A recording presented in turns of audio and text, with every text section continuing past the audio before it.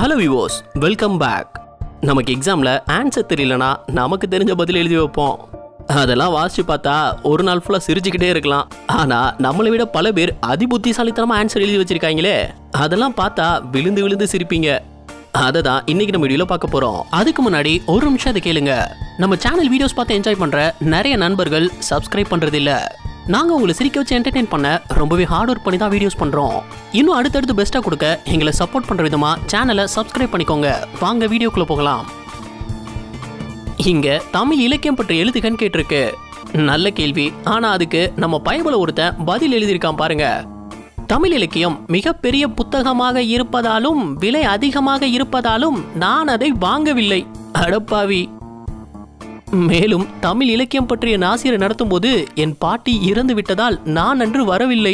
வருத்தப்பட வேண்டிய விஷயம்தான். இன்னும் இருக்கு. ஏனினும் எனக்கு தமிழ் இலக்கியம் தெரியாது. ஆனால் என் வகுப்பில் படிக்கும் இலக்கியாவை பற்றி நன்றாக தெரியும். அவள் அழகை பற்றி வைரமுத்து பாடிய பாடல் நினைவுக்கு வருகிறது.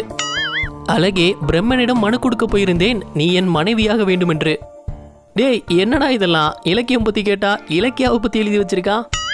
பெட் அனிமல்ஸ் ஒரு சைடும் வைல்ட் அனிமல்ஸ் ஒரு சைடும் எழுதணும். இங்க பிக், கேட், டாக், ராபிட்னு கரெக்டா தான் எழுதியிருந்தான். ஆனா அப்படியே அந்த பக்கம் போனா pig wild pig, cat wild cat, dog wild dog, rabbit wild rabbit, hen wild hen. எல்லாத்துக்கும் முன்னாடி வைல்டு சேர்த்துட்டா வைல்ட் அனிமல் ஆயிடும் நினைச்சிட்டான் போல. சைனால ஸ்டூடெண்ட்ஸ் காப்பி அடிக்கிறத தடுக்க ஒரு ஐடியா பண்ணியிருந்திருக்காங்க.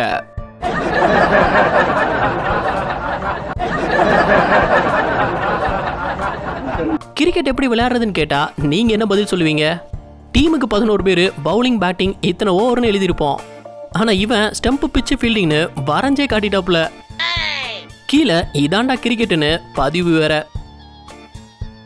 மேக்ஸ்ல 3 சைடுல ஒரு சைடை கண்டுபிடிக்க ஃபைண்ட் த எக்ஸ்ங்கிற கேள்வி வர்றது வழக்கம். ஆனா அதுக்கு இப்படி ஒரு பதில எதிர்பார்க்கவே இல்லை. நீங்க கேட்டீங்களே எக்ஸ் இந்தா இருக்குன்னு மார்க் பண்ணி எழுதியிருக்கான். என்னென்னமோ ஃபார்முலா போட்டு அந்த எக்ஸை கண்டுபிடிப்பாங்க. இவன் அசால்ட்டா கண்டுபிடிச்சிட்டானே. ஒரு எக்ஸாம்ல சிக்கும் C++க்கும் உள்ள வித்தியாசத்தை கேட்டிருந்திருக்காங்க. அதுக்கு அவன் எழுதியிருக்கான் பாருங்க. This is just C, this is C with plus plus. அடுத்து pronounced as C, pronounced as C++. மூணாவது பாயிண்ட், இது ஃபர்ஸ்ட் செமஸ்டர்ல வரும், இது செகண்ட் செமஸ்டர்ல வரும்னு எழுதி வச்சிருக்கான். கடைசியா வச்சிருந்தான் பாருங்க ஒரு ட்விஸ்ட். C நடத்துனது கோவிந்த் சாரு, C++ நடத்துனது ரோசி மேம். எப்படி ஒரு வித்தியாசத்தை கண்டுபிடிச்சிருக்கான் பயபுள்ள. கணக்கு பாடனாலே பல பேருக்கு அலர்ஜி தான். ஆனா சிலர் அதை அசால்ட்டா டீல் பண்ணிருக்காங்களே. இங்க A+B ஹோல் என்ன விரிவாக்கம் பண்ணுங்கன்னு கேள்வி கேட்டிருந்தாங்க. விரிவாக்கம் தானே, பண்ணிடுவோம்.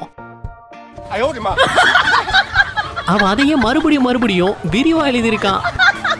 இந்த விரிவாக்கம் போதுமா இல்ல இன்னும் கொஞ்சம் விரிவுபடுத்தணுமா? இப்பவே எப்படிலாம் யோசிக்கிறாங்க. இங்க சென்டிமீட்டர்ஸை எப்படி மீட்டர்ஸா மாத்துறதுன்னு கேட்டிருக்காங்க. என்ன பதில் எழுதியிருப்பான்னு நினைக்கிறீங்க? ஒரு செகண்ட் கூட யோசிக்காம எழுதியிருக்கான். முன்னாடி இருக்கிற சென்டி எடுத்துருங்க, இப்ப வாசிச்சு பாருங்க, மீட்டர்ஸா மாறிடுச்சா? கிளாஸ் நடத்தும் போது பசங்களுக்கு போர் அடிச்சா என்ன பண்ணுவாங்கன்னு தெரியுமா? அவங்க புக்கை வாங்கி பார்த்தீங்கன்னா போதும், இங்க இருந்து தான் அவங்க கலையார்வமே ஆரம்பிக்குது போல. 2 பேரையும் கங்கம் ஸ்டைல் டான்ஸ் ஆட விட்டுருக்காங்க பாருங்க. இது என்னவா இருக்கும்? 7 புக்ல இருந்தவரை எவ்வளவு அழகா சைக்கிள் ஓட்ட வச்சிருக்காங்க. இது அல்டிமேட். எந்த அளவுக்கு கிரியேட்டிவிட்டியா யோசிச்சிருக்காங்க பைபிள்ளைங்க. இது என்ன நினைக்கிறீங்க? XYல ஒரு கிராஃப் வரைஞ்சிருக்காங்க. அப்படிதான் நானும் நினைச்சேன் இதை பார்க்குற வரைக்கும். உங்க கிரியேட்டிவிட்டி எல்லாம் மீறி போகுதுடா. இதுவரை பார்த்தது உங்களுக்கு பிடிச்சிருந்தா வீடியோக்கு ஒரு லைக் கொடுத்துருங்க. எத்தனை லைக்ஸ் இந்த வீடியோ கிடைக்குதுன்னு பார்ப்போம். ஹைதராபாத்தில் காலேஜ் ஸ்டூடெண்ட்ஸ் பிரின்சிபலுக்கு ஒரு லீவ் லெட்டர் எழுதியிருந்திருக்காங்க. நாங்க CSE டிபார்ட்மெண்ட் ஸ்டூடெண்ட், எங்களுக்கு நாளைக்கு காலேஜ் அஃபிஷியலா லீவ் விடணும். ஏன்னா பாகுபலி படம் ரிலீஸ் ஆகுது. எங்களுக்கு காலோ மெசேஜோ பண்ணாதீங்க, நாங்க காலேஜுக்கு வர மாட்டோம். இதெல்லாம் கூட பரவாயில்ல, கீழே நோட்டுன்னு ஒன்று எழுதியிருக்காங்களே. எங்ககிட்ட எக்ஸ்ட்ரா ஒரு டிக்கெட் இருக்கு, இன்ட்ரெஸ்ட் இருந்தா நீங்களும் ஜாயின் பண்ணிக்கலாம். யார? பிரின்சிபலை கூப்பிடுறாங்க படத்துக்கு. அடே, உங்க அட்டுவிலியத்துக்கு அளவே இல்லையாடா? மேட்ச் த ஃபாலோயிங்க இப்படி மேட்ச் பண்ணி நான் பார்த்ததே இல்லைங்க. யார் சாமி நீ? படத்தை காட்டி என்ன இதுன்னு கேட்டிருக்காங்க. அதுக்கு பதில் நீங்களே வாசிச்சு பாருங்க. இங்கிலீஷ் கிராமர்ல ஹோம்ஒர்க்கா சில கேள்விகள் கேட்டிருந்திருக்காங்க. அதுக்கு ஆப்போசிட் என்னவோ அதை எழுதணும். Good bad, black white, original, அதுக்கு ஆப்போசிட் டூப்ளிகேட். ஆனா அதுக்கு எதிராக சைனான்னு எழுதி வச்சிருக்கான். இந்த ஃபில் இன் த பிளாங்க்ஸ்ல மனுஷன் சர்வே ஆகுறதுக்கு எசென்ஷியலா என்ன தேவைன்னு கேட்டிருந்திருக்காங்க. அதுக்கு அவன் எழுதியிருக்கான் A Android, W WhatsApp, F Facebook. இதான் மனுஷங்களுக்கு இப்போதைக்கு முக்கியமாக தேவைப்படுறது. Circle the smallest number. அவன் கரெக்டாக தான் சர்க்கிள் பண்ணியிருக்கான். என்ன தப்புன்னு 3க்கும் ராங் போட்டிருக்காங்கன்னு தெரியலையே. இங்க வாட் இஸ் ஜாவான்னு கேட்டிருக்காங்க. அதுக்கு ஒருத்தர் எழுதியிருக்கான் சிம்பிளா ஜாவா 2 எழுத்துக்களால உருவானது. ஒன்று ஹிந்தியில ஜா அப்படின்னா போன்னு அர்த்தம், வா அப்படின்னா தமிழ்ல இங்க வான்னு அர்த்தம், ரெண்டையும் சேர்த்து ஜாவானா போ வான்னு அர்த்தம் அப்படின்னு எழுதி வச்சிருக்கான்.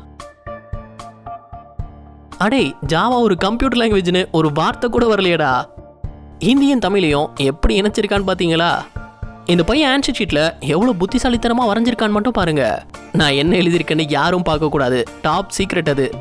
கீழே ஆன்சர் எழுதிட்டேன், ஆனா என்ன தெரியாம காஃபி தான் அது மேல கொட்டிடுச்சு. இதுக்கு யூஸ் பண்ண மூளையை கொஞ்சம் படிக்கவும் யூஸ் பண்ணியிருந்திருக்கலாம். இங்க இங்கிலீஷ் கிங் ரிச்சர்ட் எந்த போர்ல இறந்தான்னு கேட்டிருந்திருக்காங்க. அதுக்கு எழுதியிருக்கான் அவர் சண்டை போட்ட கடைசி போர்ல தான் இறந்திருப்பாருன்னு. டிவோர்ஸ் ஆகுறதுக்கு முக்கியமான காரணம் என்னன்னு கேட்டா பதில் என்ன சொல்லுவீங்க? அண்டர்ஸ்டாண்டிங் இல்ல சண்டை அப்படின்னு ஏதாவது தானே யோசிப்போம். இவன் ஆன்சரை பாருங்க, கல்யாணம் பண்றது தான் டிவோர்ஸ் ஆகுறதுக்கு காரணம் அப்படின்னு ஆன்சர் எழுதி வச்சிருக்கான். ஆனா பைபிள்ல லாஜிக்கலா கரெக்டா தான் யோசிச்சு எழுதியிருக்கான். இப்படி ஒரு வகுத்துல பார்த்துருக்கவே மாட்டீங்க. 163யும் 326யும் டிவைட் பண்ணா 1/2 தான் ஆன்சர். ஆனா இவன் எப்படி ஆன்சரை கண்டுபிடிச்சிருந்தான்னு மட்டும் பாருங்க. ஐன்ஸ்டீனே பார்த்து பதறி இருப்பாப்ல. என்னடா இதெல்லாம்? இங்கிலீஷ்ல 5 மார்க் கொஸ்டினா உங்களுக்கு தெரிஞ்ச 5 வார்த்தைகளை எழுத சொல்லி இருந்திருக்காங்க. இதுக்கு ரொம்ப தெளிவா கேள்வியில உள்ள 5 வார்த்தையும் வரிசையா எழுதி வச்சுட்டான். நம்மளா இருந்தா கஷ்டப்பட்டு 5 வார்த்தையை யோசிச்சு ஸ்பெல்லிங் மிஸ்டேக் கூட எழுதி இருந்திருப்போம். உலகத்திலே ஸ்ட்ராங்கான ஃபோர்ஸ் என்னன்னு கேட்டிருக்காங்க. நம்மால் படம் பயங்கரமா பாப்பாரு போல எழுதின பதில் லவ். காதல் தான் உலகத்திலே ஸ்ட்ராங்கான ஃபோர்ஸ். உண்மையான பதில் நியூக்ளியர் ஃபோர்ஸ். கால்குலேட்டர் வச்சு கணக்கு போடும்போது யாரெல்லாம் இதான் ஆன்சர்னு எழுதி வச்சிருந்திருக்கீங்க? A for apple, B for பால்னு தானே சொல்லி கொடுத்துருக்காங்க. ஆனா இவன் புத்திசாலித்தனத்தை பாருங்க. A for apple, B for pipple, C for cipple, D for dipple, E for ipple. ஆப்பிளோட முதல் எழுத்தை மட்டும் மாத்தி மொத்தத்தையும் எழுதியாச்சு. இது right less than or greater then.